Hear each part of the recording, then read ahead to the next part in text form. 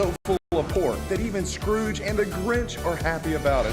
There wouldn't be a First Amendment without the Second Amendment. Your right to freedom of speech, your freedom of religion, the freedom and liberties that we have in this country are because of the Second Amendment, and never ever forget that. She's not going to be the great savior for the Democrats, and they can't skip over the first black woman vice president, the whitest man ever in history, you know, Gavin Newsom. It's time that we, the people, take this country back.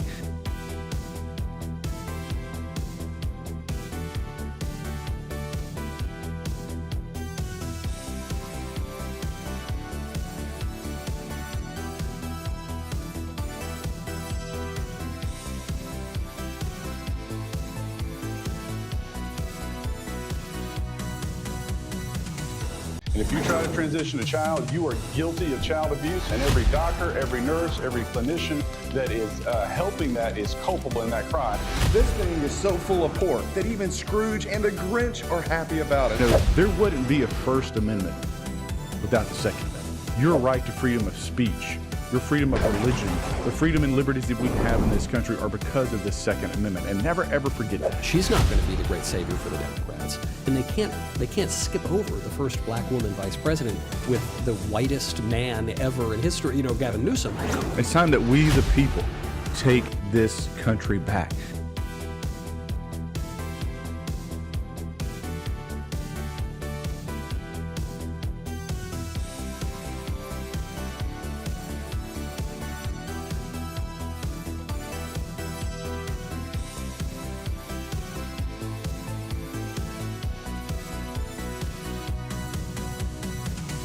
And if you try to transition a child, you are guilty of child abuse, and every doctor, every nurse, every clinician that is helping that is culpable in that crime.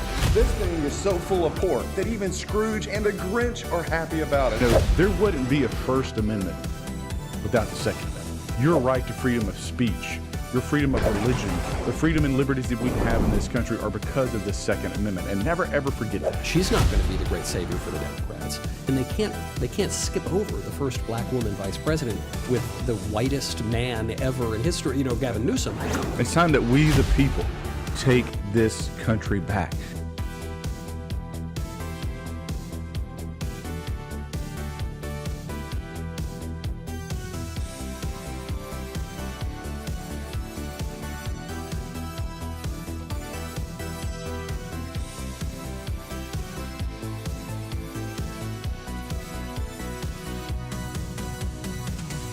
And if you try to transition a child, you are guilty of child abuse, and every doctor, every nurse, every clinician that is helping that is culpable in that crime.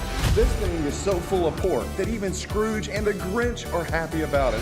There wouldn't be a First Amendment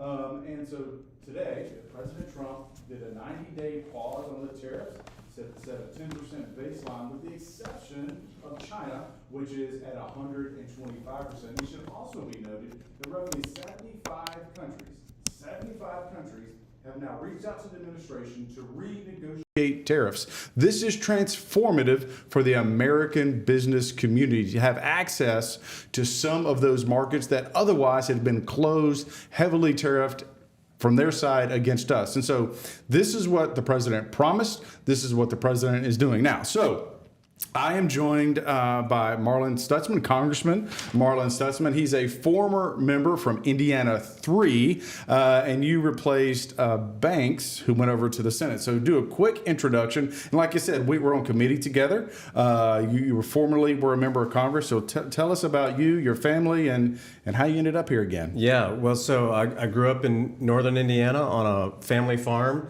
9/11 was what really prompted me to want to run for office and serve. So I served in the Indiana State House for 8 years and then ran for Congress in 2010. So I came in this big Tea Party wave, which was an incredible time. Of course, we were still fighting Obama and Obamacare, but I served for 6 years in Congress, and then I ran for the Senate, was unsuccessful, lost to the establishment, and so I was in the private sector for the last 8 years, and as you mentioned, Senator Banks, or Jim Banks, Congressman Jim Banks at the time, ran for the Senate, won.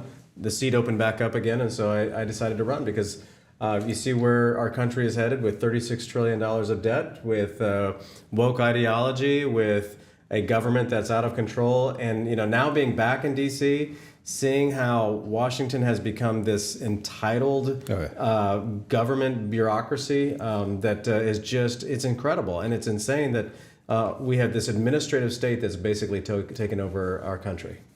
Well, I mean, and that kind of gets back to this conversation that, the president is being bold in his leadership. You really had kind of the pundits and the machine criticizing the president on his tariffs. And then he was right, out of the deal, 4D chess. We're renegotiating our trade with all of these different countries. And it should be noted that, you have $5 trillion in an investment from foreign entities being invested into this country since President Trump took office and began this bold journey. So it's working. You have the economy added 228,000 jobs in March. The economists are predicting another 140,000. Construction employment is expanded by 13,000. Warehousing employment by 22.9. And so over and over and over again, you're seeing how this is having a positive impact. And like I said before, 75 countries now want to renegotiate their trade deals with the United States. And so this is really important. So let's play the clip and then we'll react accordingly. And for those of you that want to know the tariffs, you've been hearing about tariffs, we're taking in almost $2 billion a day in tariffs. $2 billion a day. And we're doing very well.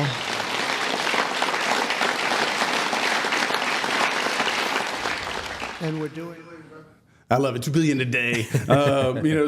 What are your thoughts on tariffs? Now, from my perspective, historically, tariffs have been more of a strategic tool. Right. I think what Trump and his team would argue is that things had become so out of balance. Yes.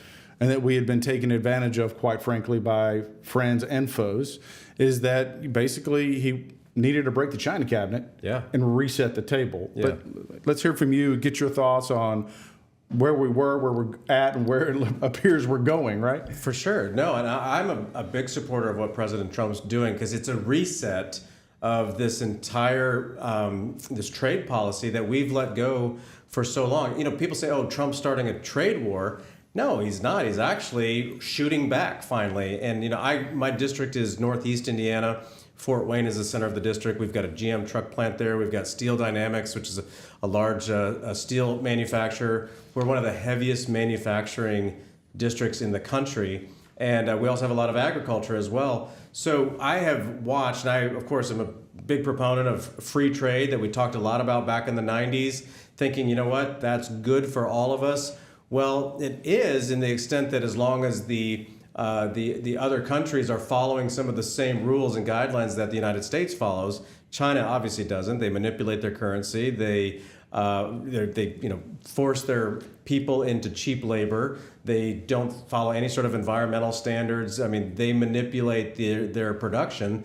And so it's hard to compete with that. And we have seen in the Midwest that these manufacturing companies have left. I mean, a lot of companies went to Mexico, went to China, production's gone to China. So we have built the Chinese economy. We have built other countries' economies because those jobs have left the United States and are going there. I'll give you just a really quick example, Andy. I've come from a family farm in the beef industry, and back in the early 2000s, we had mad cow disease here in the United States. Well, Australia banned American beef. Understandable, because they want to make sure that and they know what kind of meat's coming into their country. Well, we do too. We want to make sure that our beef is safe here in the United States, and so they put a ban. They never lifted the ban. They still ban American beef going into into Australia, but Australia is building their beef industry and their beef herd at a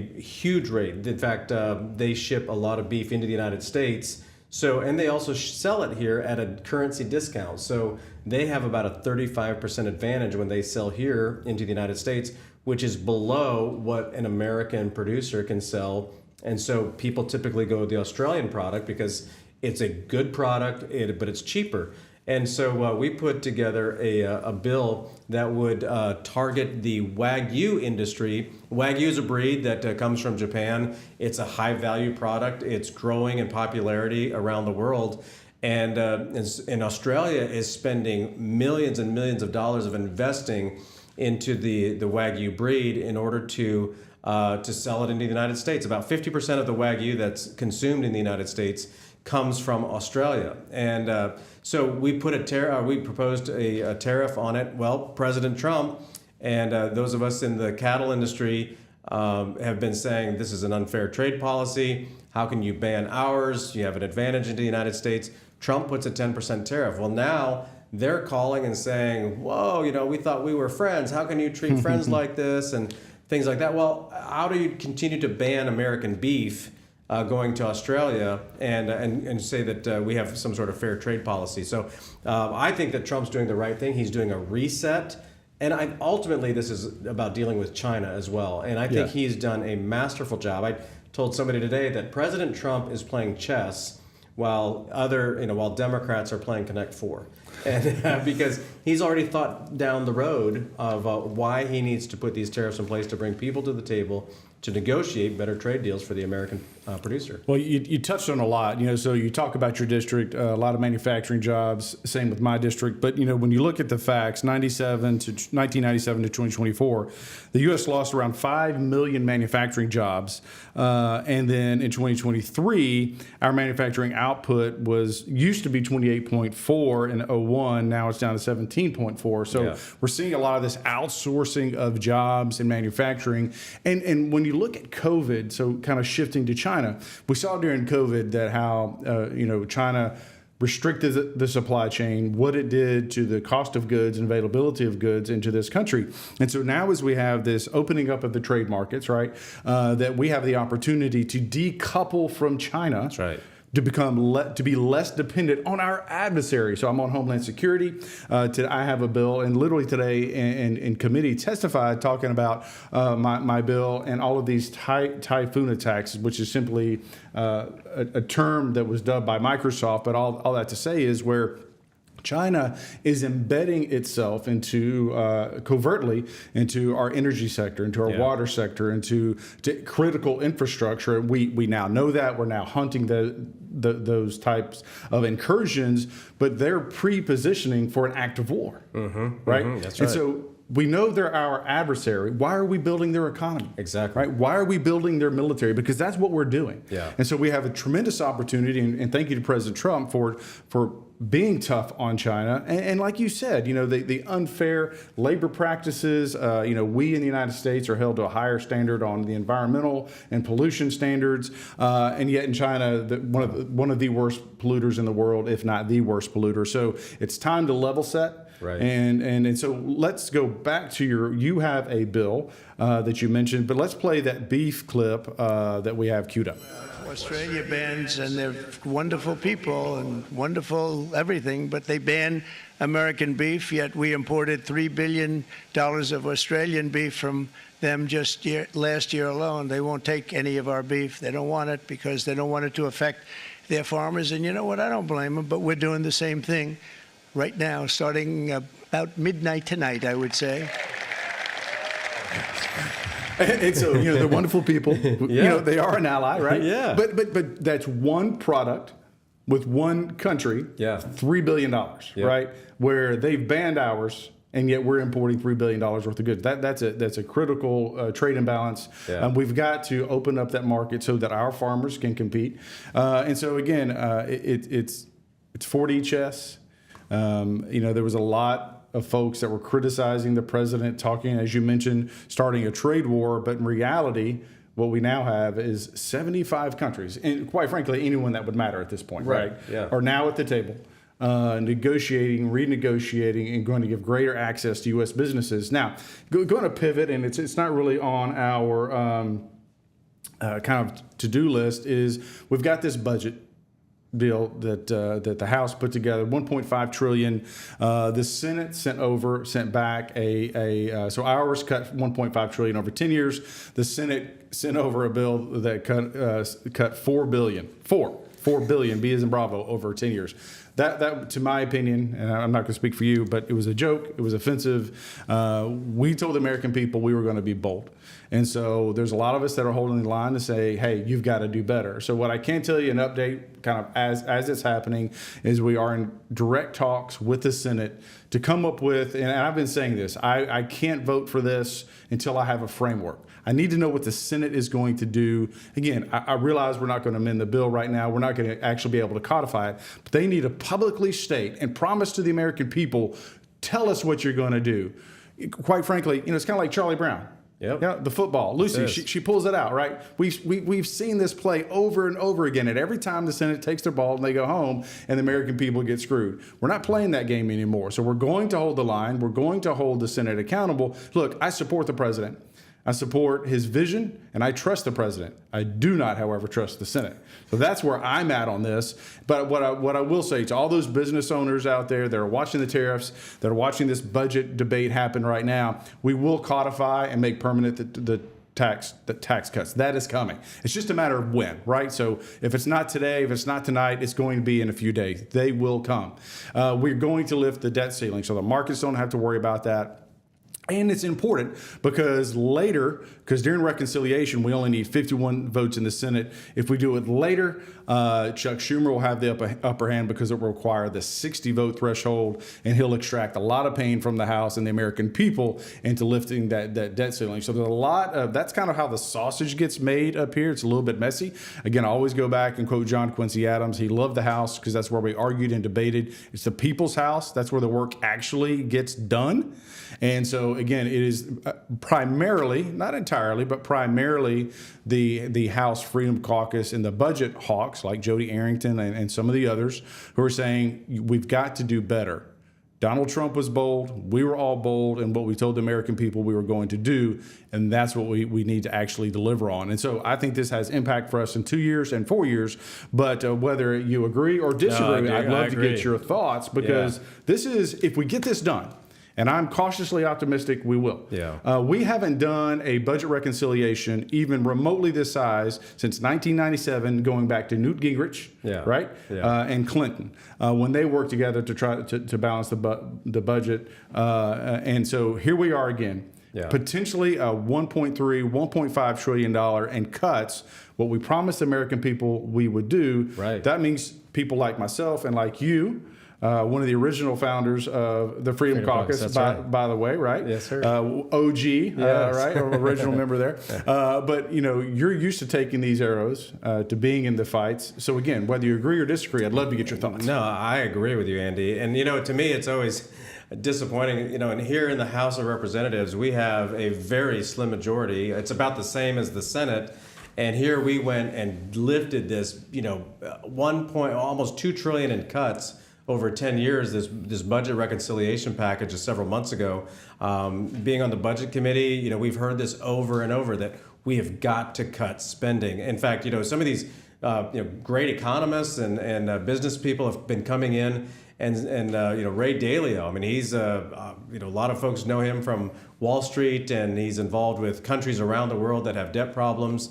He's written a great book about this. He's telling us you guys have to grow the economy at 4%, grow revenues at 4%, cut spending at 4%, and somehow lower the interest rates for for the federal government not to go bankrupt. And that's what's happened. We're at that point. And so it was, Andy, it was really disappointing that the Senate bill came back. In fact, I wish they would have just put zero.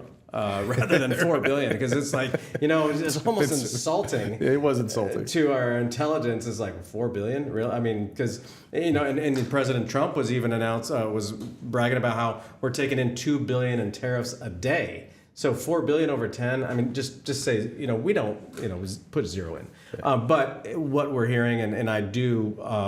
I'm with you. I want to hear these assurances that they're going to get it. I mean, I would have loved to have gone to conference and push that number up, but the difference is with President Trump in the White House, with Scott Bessent as Treasury Secretary. I've never heard a Treasury Secretary talk like him, and they know. I mean, we've seen the markets be volatile over the last couple of days with tariffs.